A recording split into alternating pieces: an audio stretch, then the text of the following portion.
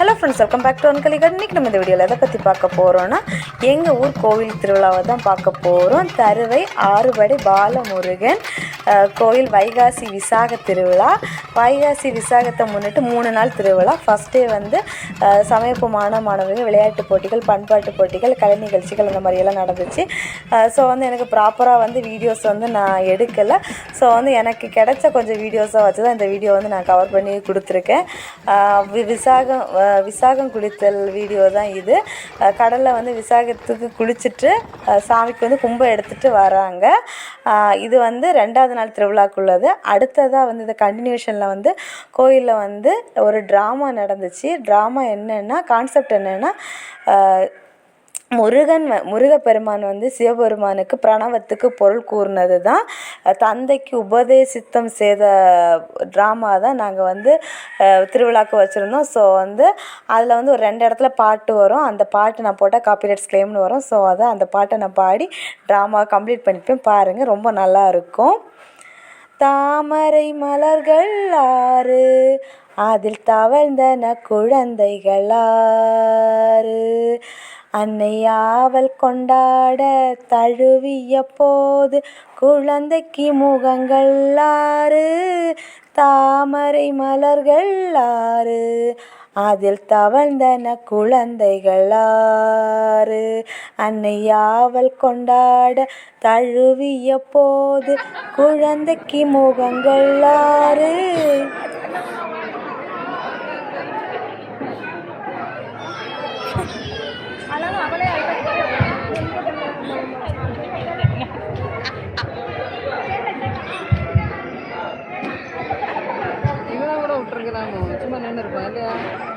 கண்ணனருளால் தோன்றிய முருகா, பெருமை காக்க வந்த குமரா, குறைகளை தீர்க்க வந்த குபா, திருமாலின் மருகா, சத்தியத்தின் தத்துவத்தை விளக்க வந்த சரவணா, சான்றோர்களுக்கு சான்றோராக விளங்கும் சண்முகா, அறுவரும் என் அருகே ஓடியார்.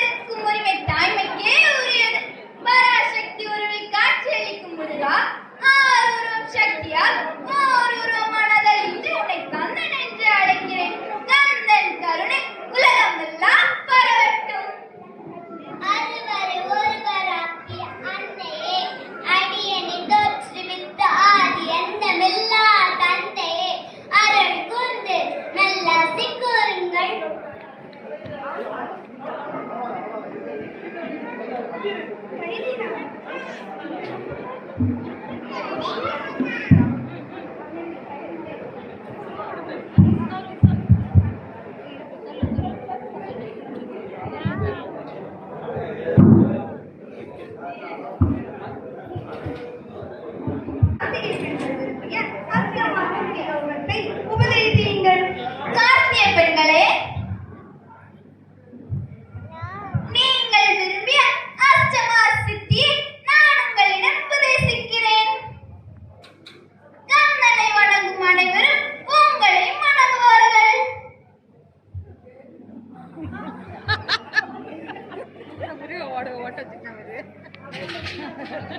தேவி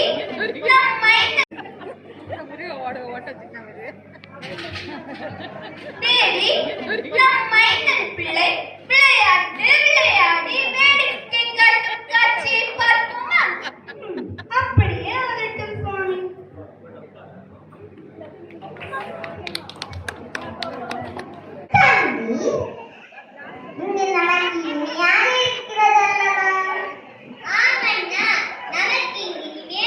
யாரோ வருவது போல் இருக்கிறது. வணக்கம்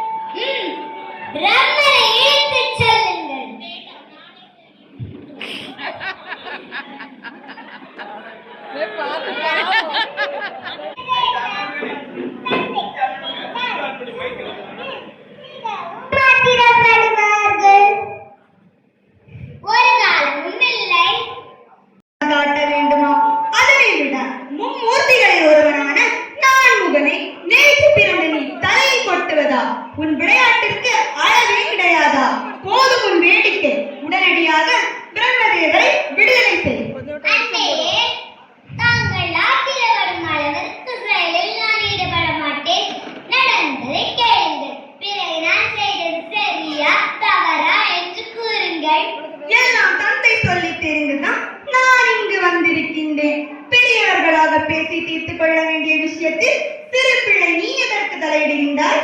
பெரியவர்கள் சிறியவர்கள் தவறு செய்யும் போது அதை நாம் மறைத்துக் கொண்டு செல்லக்கூடாது. இதுதான் மன்னிக்க முடியாத தவறு.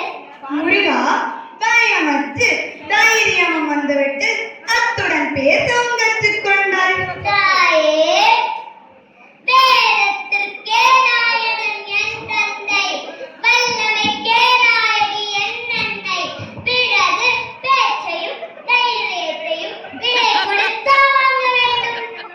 சரி, அன்னையின் கட்டளை. உடனடியாக பிரம்மதேவரை விடுதலை செய். மன்னிக்கவும், தவறு செய்தவர்கள் தண்டனை அனுபவிக்க வேண்டும் என்பது தத்துவம். அப்படி என்றால் பிரம்மதேவரை விடுதலை செய்ய மாட்டாயா? மாட்டேன் என்று நான் சொல்கிறேன், தெரிய வேண்டுமோ? அந்த அளவுக்கு பெரியவனாகிவிட்டாயா? ஆம், பெரியவன் தவறு செய்யும் போது சிறியவன் பெரியவன் ஆகிவிட வேண்டியதுதானே? கந்தா, பிடிவாதம் வேண்டாம். தவறு செய்தவர்களுக்காக தாங்கள் பரிந்து பேச வேண்டும். சரவணா, என்ன?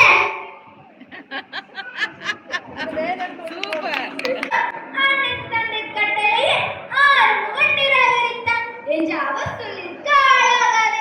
உடனே பிரம்மதேவரை விடுதலை செய். யார் அங்கே? பிரம்மதேவரை விடுதலை செய்யுங்கள். அப்படியே ஆகட்டும். ஒரு அடி கொடுத்து விடுந்துச்சு. சண்முகா, நீ மட்டும் என்னுடன் வா. நான் உன்னுடன் தனியாக பேச வேண்டும். அப்பனா பிள்ளையா என்று சற்று பொறுத்திருந்து பார்ப்போம். தந்தைக்கு உபதேசம் பண்ணது.